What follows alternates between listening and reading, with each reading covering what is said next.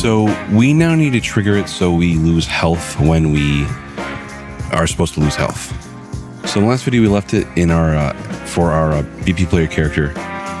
We set this event tick with a delay so we lose health as time goes. We don't need this anymore. Go ahead and delete that. Once we have that, we need to actually modify our collisions. Right now, for a BP player character, if we go to capsule component and search up collision, we can see you probably have yours set to pawn right now, which is fine usually, but we need to make a quick adjustment. So for collision preset, let's go ahead and change, after, have it say pawn first, then go to custom. We want to make it so we can overlap with pawns.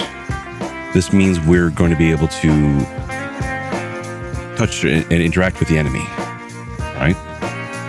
So once we have that, compile and save it. Then let's go to our BP enemy base. And this is important, make sure you have the capsule component selected. And then you're going to go from here into search for collision, presets, custom, and have it overlap with pawn. It's important that we have this on the capsule component because the stomp box has its own preset. The capsule component needs to have its own. Right. Now, still instead of BP enemy base, with the capsule component selected, we're going to look for on collision or on components. Yeah, on component, begin overlap. So we want on component, begin overlap, hit the little plus button. This will add the event. And just like we did earlier with the adding a interaction when we hit the stomp box, we need the same thing to the player when we touch the side. So we're going to go to other actor and drag from there. We'll do cast to BP player character. And we want to tell it to lose health, but we actually need to do a quick check. So in our slime, we have our stomp box and we have the collision. It's possible to hit both at the same time or to hit the stomp box, then accidentally hit the collision before it gets turned off. So to avoid that from being an issue, we need to check to see, did we hit the stomp box too? Because if we hit the stomp box, we don't want to lose health. So from the components, I'm going to drag in from the variable for stomp box that we did earlier. We'll do get. And we want to say, is overlapping actor. So we want to say, is the overlapping actor on a stomp box also a player? So as BP player character, connect that to other. So we're checking to see if our stomp box, even though this is for capsule, we're also checking to see if stomp box is being triggered. And we'll say, well, if it's not the stomp box also, so we'll drag from here from return value and we'll look for not. We want the not Boolean. We're saying if it's not this, then we can use a branch node and say, well, if it's not also hitting the stomp box, then we can lose health. Oh, we actually need to do it like this. We need to take our as BP player character and drag that here and do lose health. I'm going to add some reroute nodes so I can make this a little neater. There we go. So now if you compile and save and test it out, if we run into the side of our enemy, we lose health. It still triggered the stomp where I passed through it basically, which is not really what we want. It gets a little weird. To avoid that altogether, the weirdness is because we're still next to the enemy. If we go back to BP enemy base, after we lose health, we can tell it to launch the character. So I'm going to drag from my as player character. I actually just use this node right here. And I'll do launch character. So we're going to launch the player, let's say back 800 and up 800. That's what I did for the launch character up, but I wanted to go back and up. Do XY override. And Z override as well. Compile and save.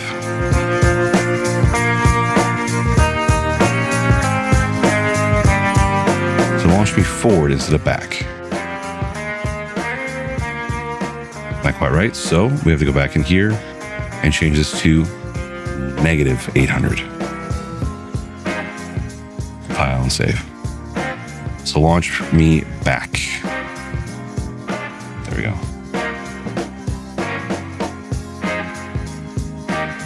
And now we lose health. All right, so now I want to add in a trap. So what we'll be doing is going to be pretty much the same for anything you end up working with for traps. I'm going to add a big one at the bottom where if you fall down, you die, your character loses health. To do that, I'm going to go to my content drawer, blueprints, and I'm going to add in a new folder, and I'll call this world items.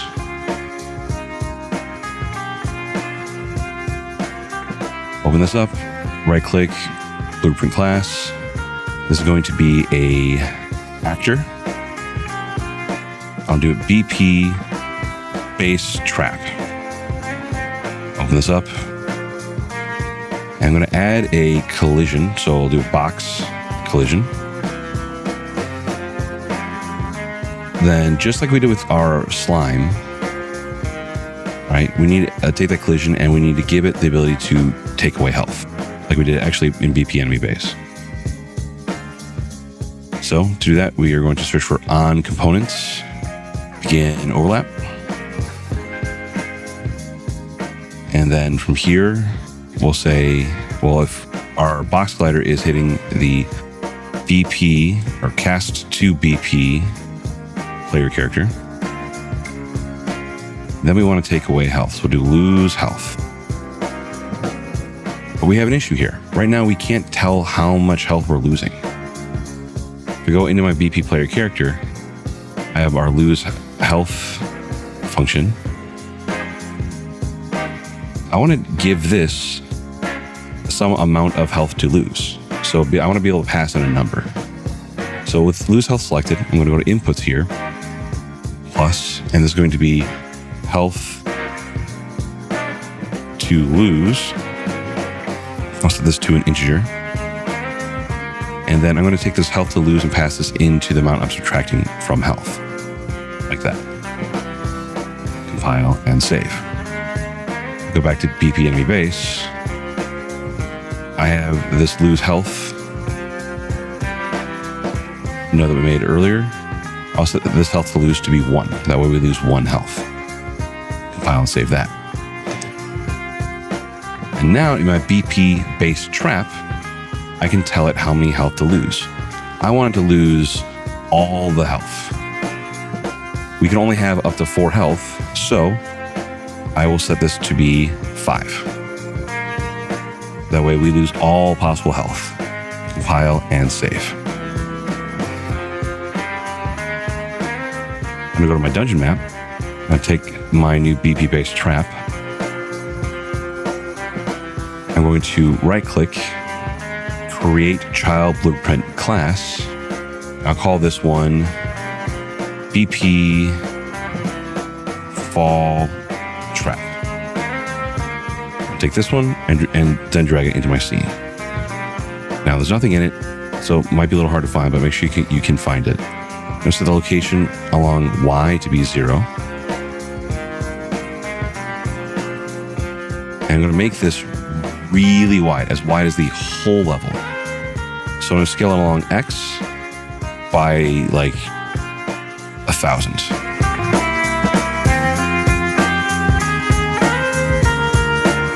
That's too big for my needs. Your level might be different. Make sure it covers the full bottom. Yeah, for my map right now, 300 will work. So I'm going to take this and put this at the bottom of my map, where if I fall down in that area, my character should die. Once I have that, I'm going to save this and fall off. I lose all the health. All the health is gone. The game doesn't end, but I now have a trap. Now, what about if we wanted to add spikes or something, where if we fall on the spikes, we lose health, but we don't lose all the health, we just want to lose some. Well, to do that, I take my player, start, I'm going to move this way over on my scene where I can find it and find a place to jump onto pretty easily. Then I'm going to go to my content drawer, grab my BP base trap, right click, create child blueprint class. I'll call this BP spikes. You could use lava or water or pretty much anything for this. But I'm going to do BP spikes. Well, I need to add in a sprite. So I'm going to add sprites, paper sprite. I'm going to set the sprite image to be something. I got to find what I'm going to have it be. So let's dig in my content drawer till I find something. Well, if I look in my sprites folder, I have tile sets, castle dungeon, and there's this tile set that we have that has some spikes. So I'm going to open that up. You can see that we have spikes right in here. We need to extract those. All right. Now, to extract that sprite out, we're going to go to the texture. We're going to right click, sprite actions, extract sprites. And we only really want the one sprite, but I'm going to go to auto grid, and the cell width is going to be 16 by 16.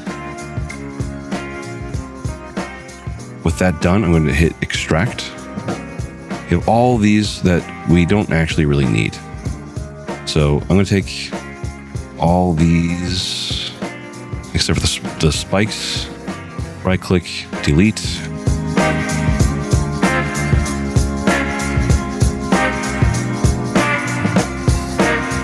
All right, so now we have just our spikes. Cool. So we have a spike up, spike down. So I'm going to take this and I'm going to rename it. Right click, rename, spike up, and this one will be spike down.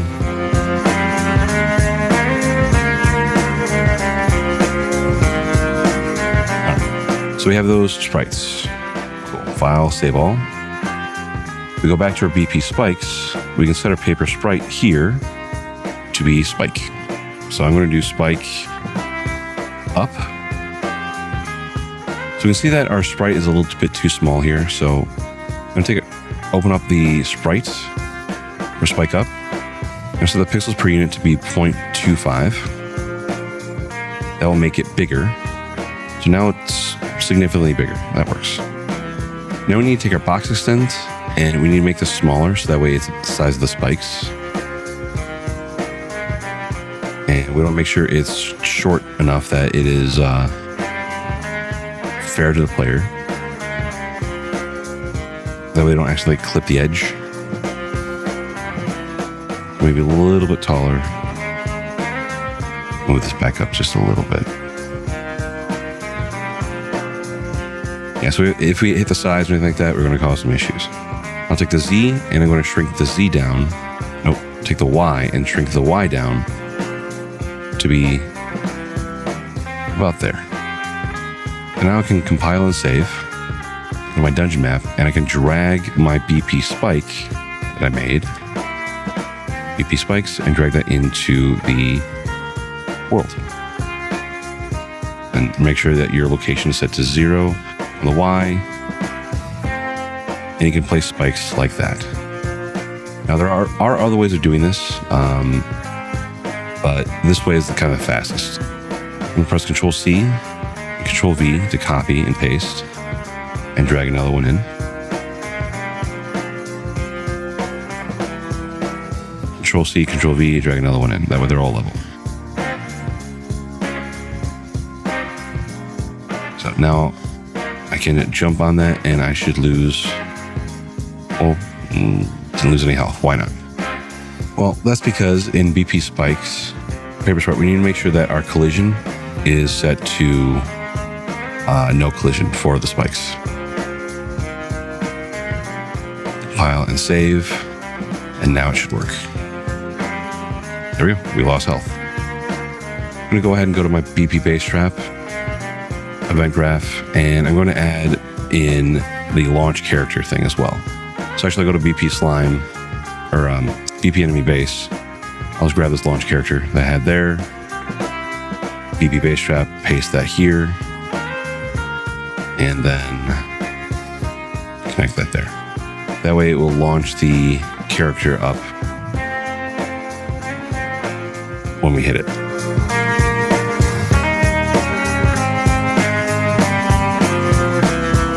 Now, if you only want it to lose some health, if we go into your BP base trap, we can add a variable here. It's going to be health to lose. Set this to be integer. Press compile. You can set your default value to be 5, or 5, sure. And you can take this and say, well, health to lose, pass this in, do get health to lose, and when we lose health, we want to lose that much. Compile and save. So it'll still lose 5 health if we hit the base trap. But if I go to my BP spikes, and I click this and I look for health to lose, I can set it so my BP spikes only lose 1 health. So compile and save that. We lose 1 health and we bounce off. There we go. And you can do the same process to make spikes going in any direction. Now, the last thing we need is something to happen when you die, right? When your character is out of health. Go to BP player character and open up lose health. We update the health UI. We also want to check to see if our health is less than or equal to 0. So after we do BP health UI, let's take health. We'll do get health. So we'll take from health and we'll drag from here and we'll say if it's less than or equal to 0, then we want to take our player character, we'll right click and we will destroy actor.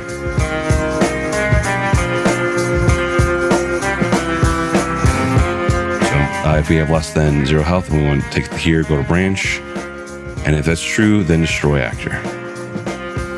Pack this here, and there we go. Compile and save. Oh, there we go. When we destroy the actor, and the game didn't really like that. I get an error. That's not ideal, but it's something, right?